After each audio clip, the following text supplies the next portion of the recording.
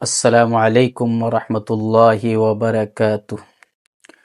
الحمد للہ لأہلہ والصلاة والسلام لأہلہا، اما بعد۔ بسم اللہ الرحمن الرحیم۔ جیسا کہ سورہ فاتحہ کے تعلق سے آپ حضرات کے سامنے تفسیر بیان کی گئی تھی، کچھ نکات سورہ فاتحہ میں رہ گئے تھے، میں اس کو باضابطہ آپ کے سامنے بیان کروں۔ اللہ رب العزت نے سورہ فاتحہ کو دو حصوں میں تقسیم فرمایا ہے، آدھا اپنے لیے ہے اور آدھا بندے کے لیے اللہ رب العزت نے اسے دیا ہے۔ جب بندہ الحمدللہ رب العالمین کہتا ہے تو اللہ رب العزت ارشاد فرماتا ہے، حمدنی عبدی، بندے نے میری تعریف بیان کی۔ جب بندہ الرحمن الرحیم کہتا ہے تو اللہ تعالیٰ ارشاد فرماتا ہے، اثنا علی عبدی، اللہ بندے نے میری تعریف بیان کی۔ جب بندہ مالک یوم الدین کہتا ہے تو اللہ رب العزت ارشاد فرماتا ہے، مجدنی عبدی، کہ بندے نے میری بزرگی و عظمت کو بیان کیا۔ ایاک نعبد، 3 آیات کے بعد ایک آیت آتی ہے، ایاک نعبد پر یہ سورہ رک جاتا ہے، یہاں پر نصف سورہ ہو جاتا ہے سورہ فاتحہ کا۔ جب ایاک نعبد و ایاک نستعین آتا ہے تو اللہ تعالیٰ فرماتا ہے کہ اب یہ میرے بندے کے لیے ہے کہ ہم آپ کی عبادت کرتے ہیں اور آپ ہی سے استعانت چاہتے ہیں، یعنی آپ ہی کی مدد چاہتے ہیں، صراط مستقیم کی استعانت چاہتے ہیں، ان لوگوں کا راستہ جن پر آپ نے انعم اللہ من النبیین والصدیقین والشہداء والصالحین کا راستہ ہمیں چاہیے۔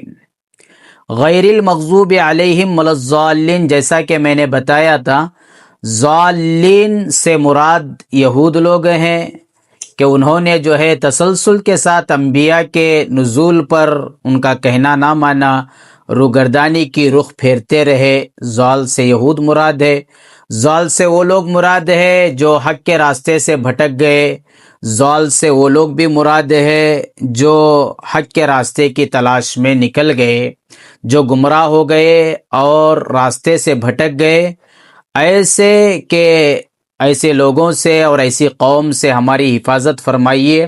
اس کے بعد بندہ جب آمین کہتا ہے تو فرشتے کی آمین اس بندے کی آمین کے ساتھ مل جاتی ہے، دونوں کے آمین جب ٹکرا جاتے ہیں تو اللہ تعالیٰ دعا کو قبول فرما لیتا ہے۔ یہ رہا سورہ فاتحہ۔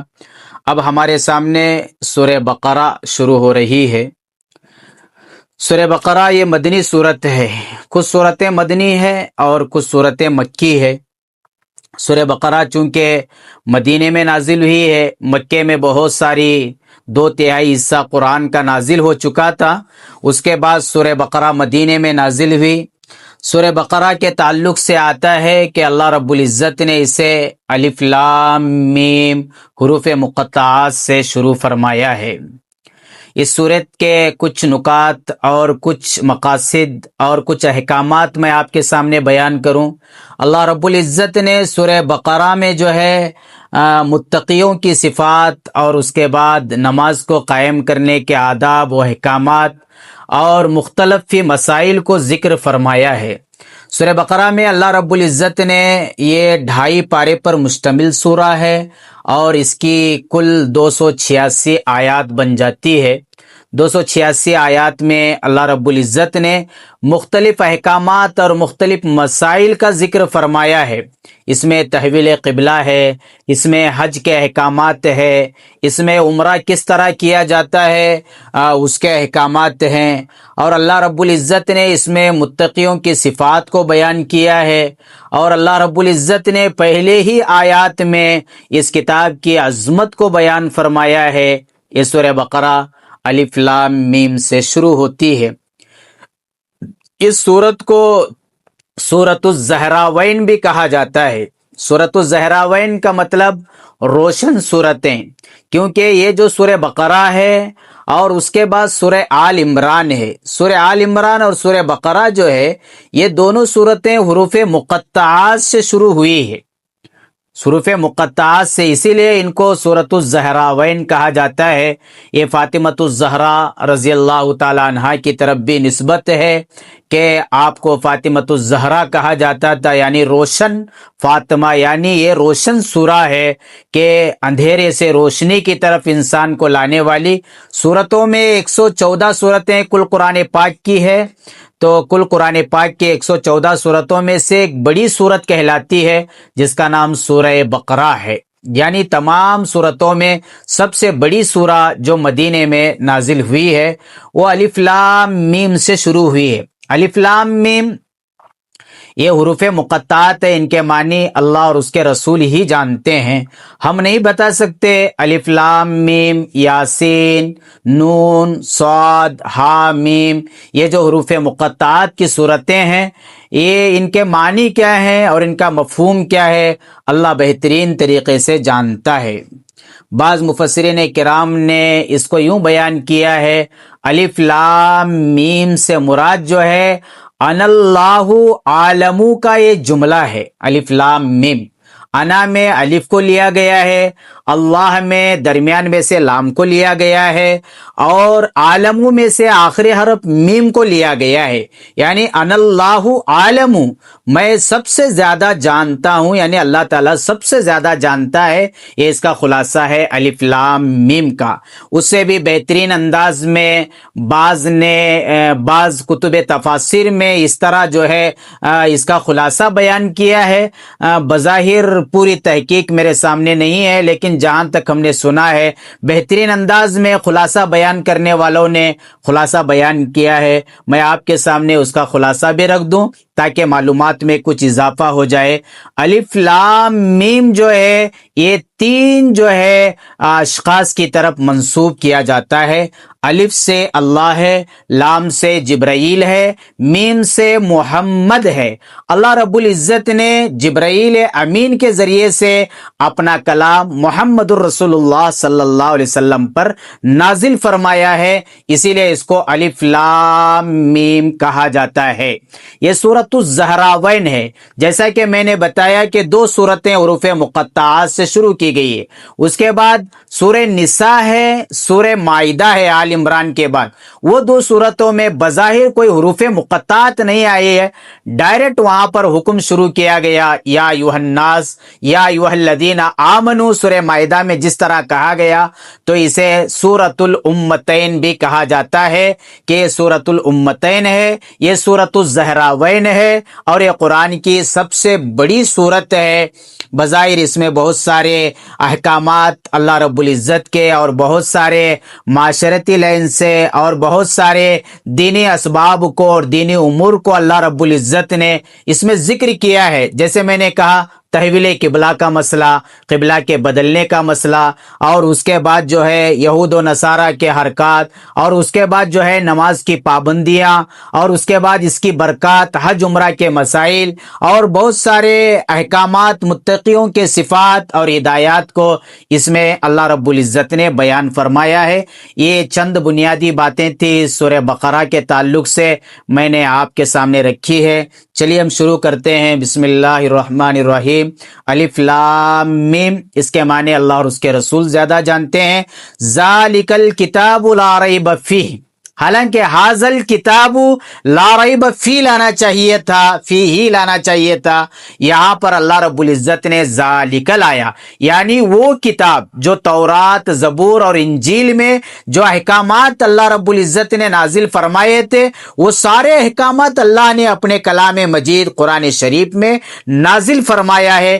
ذالک کہہ کر قرآن پاک کی عظمت کو بیان کیا، رفعت کو بیان کیا، اور اس کی جو ہے بلند عالی مقام کو بلند کیا کہ ہائی نیشنل لیول ایک کتاب ہے جسے کلام اللہ کہا جاتا ہے. دنیا میں اس سے بڑھ کر کوئی ہائی نیشنل اور کوئی ہائی لیول کتاب موجود نہیں ہے جو ہم سب کی ہدایت کے لیے ہو اور رہنمائی کے لیے ہو. تو اسی لیے ذالک کا لفظ لا کر، حالانکہ حاضل کتاب ہونا چاہیے تھا، یہ کتاب یہاں پر ہے، اس میں کوئی شک نہیں ہے. ذالک الکتاب لایا گیا کہ وہ کتاب لا ریب فیہ، اس میں کوئی شک و شبہ کی گنجائش نہیں ہے.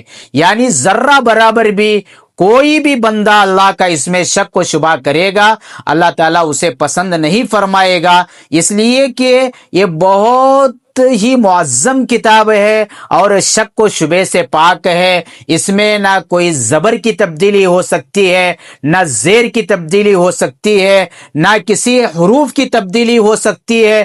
اور جس نے بھی اس کو بدلنے کی کوشش کی ہے، اللہ نے ان کے دماغوں کو مسخ کیا ہے اور اللہ نے ان کے بھیجوں کو پھاڑ دیا ہے اور اللہ نے اپنے طرف سے عذاب بھیج کر اس قوم کو ملیا میٹ کر دیا ہے. اسی لیے اس کتاب میں کوئی شک و شبہ کی گنجائش نہیں ہے. لا تبدیل لکلمات اللہ، مختصر یوں کہہ لیجئے اللہ کے کلمات میں کوئی تبدیلی نہیں ہے. اللہ نے جو فیصلہ کر دیا وہ کر دیا ہے، وہ اٹل فیصلہ ہے رب العالمین کا.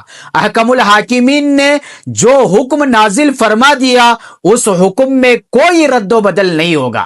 جیسے میں آپ کو مثال دوں، نماز کا حکم ہے کہ نماز پڑھو، اقیم الصلاۃ وآتوا الزکاۃ، ایک حکم ہے کہ زکوٰۃ ادا کرو، والحج، حج ادا کرو. اور اسی طرح وہ صوم رمضان، رمضان کے روزے رکھو. جیسے آیات دلائل دیتے ہیں، یا ایھا الذین آمنوا کتب علیکم الصیام کما کتب علی الذین من قبلکم لعلکم تتقون. یہ سارے احکامات ہیں، لیکن نماز ایک حکم ہے. آدمی اگر بیمار ہے، وہ پانی سے وضو نہیں کر سکتا ہے، اللہ رب العزت نے اسے سہولت دیا کہ وہ تیمم کرے، لیکن وہ نماز کو نہ چھوڑے کہ نماز اللہ کا حکم ہے. اس میں اللہ رب العزت کے احکامات میں کوئی تبدیلی نہیں ہے، حکم بدلتا نہیں ہے، حالت بدلتی ہے.